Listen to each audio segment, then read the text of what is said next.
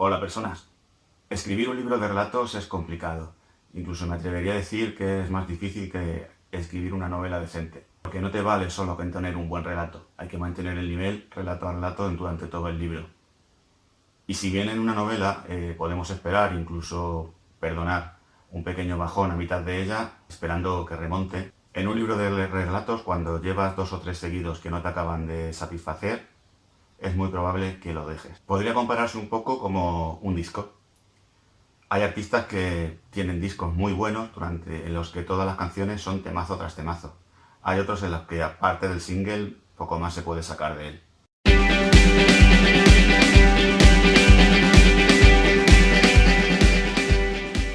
José María Merino, con estos cuentos del Reino Secreto, no lo ha conseguido. Al menos para mí. Aunque solo sea... Opinión de mierda.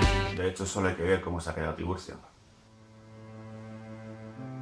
He tardado años en leer este libro de apenas unas 240 páginas y ha sido más por cabezonería que por otra cosa.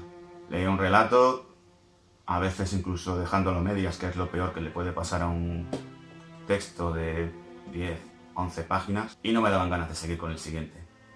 Y no por el motivo bueno, que sería que quieres parradear todavía lo que el relato te ha dejado, quieres darle un par de vueltas, incluso quieres repasar algunas partes. No, simplemente el esfuerzo habría sido tan tedioso que no tenía ganas de más. De hecho, solía dejar el libro abandonado, intercalar otras lecturas y esperar a que se me pasara el susto. Pero ha habido excepciones. Entre los 21 cuentos leoneses, como así define un poco en la contraportada el autor, ha habido alguno que sí me ha gustado incluso bastante. Parte de la decepción es también culpa mía. Conocí el autor en unas charlas que dio allá por 2008 y me gustó bastante tanto lo que decía como la forma que tenía de hacerlo. Incluso el tono de voz profundo, pausado, pero sin ser cansino. Nos habló de los filandones leoneses, de los cuentacuentos. Y se supone que en este libro había intentado recuperar esa herencia oral. Así que yo me esperaba un libro de relatos con ese tipo de voz y con ese aire de cuento para escuchar al abrigo del fuego. Claro, la voz del autor por lo general no tiene nada que ver con la voz narrativa que utiliza en sus textos. De hecho, si fuera así, los míos serían horribles. Creo que escribo mejor que hablo. Es un poco como imaginarse cómo puede ser físicamente un locutor de radio simplemente por su voz. Por lo general no se acierta. Y ya con el primer relato me di cuenta. Los narradores no tienen ese ánimo de cuentacuento. Pero es que incluso en algunas ocasiones me daba la sensación de que ni siquiera estaba leyendo un relato, de que lo que estaba leyendo era una novela. Los relatos suelen ser más contenidos, abrazar más la elipsis, dejarse de florituras superfluas o de descripciones que no sean realmente importantes para el desarrollo del conflicto o de la trama. Y de hecho me encontraba con muchas partes que no hacían avanzar el relato. Básicamente el problema que le he encontrado es problema de ritmo al fin y al cabo, y por ello más de un relato se me hizo pesado de terminar. Incluso luego al final se remataba con un desenlace insatisfactorio. Una resolución muy rápida del conflicto y a veces que te dejaba con cara de... pues vale.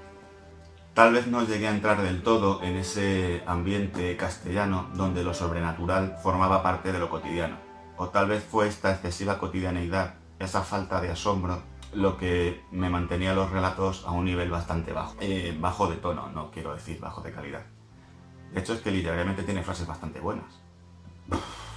Pero con esa falta de interés que a veces muestran los protagonistas o el narrador, haciendo lo sobrenatural algo demasiado cotidiano, pues ha hecho que los relatos, muchos de ellos, pasen desapercibidos, de hecho que ni recuerde de qué iban.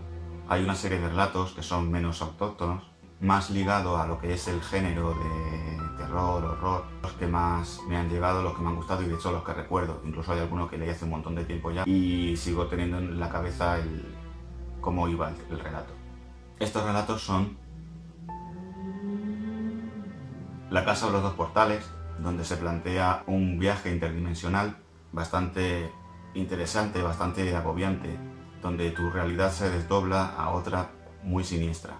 El desertor, que es un relato de fantasmas clásico en el que sabes lo que está pasando, sabes lo que va a pasar, y aún así la atmósfera te envuelve y te anima a seguir leyendo y deja un buen pozo.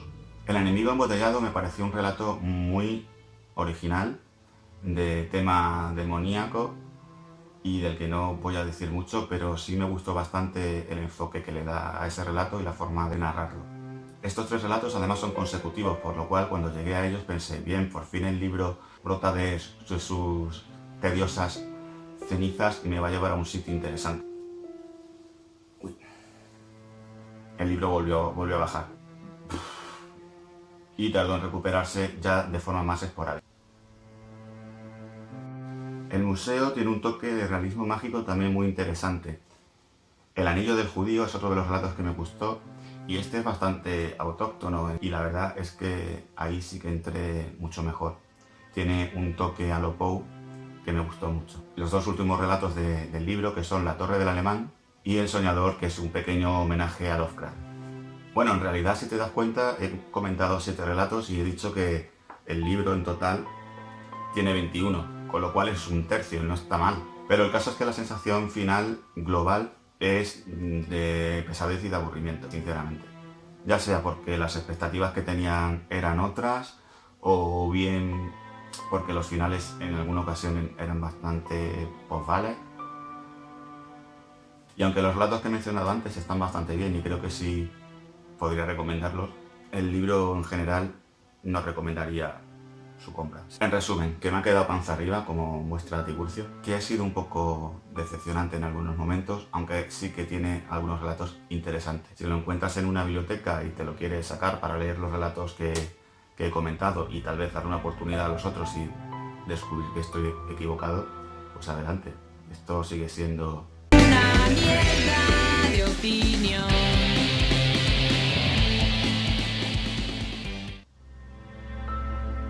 No sé yo si volveré a leer algo de este autor. Bueno, de momento habrá que darle un tiempo prudencial.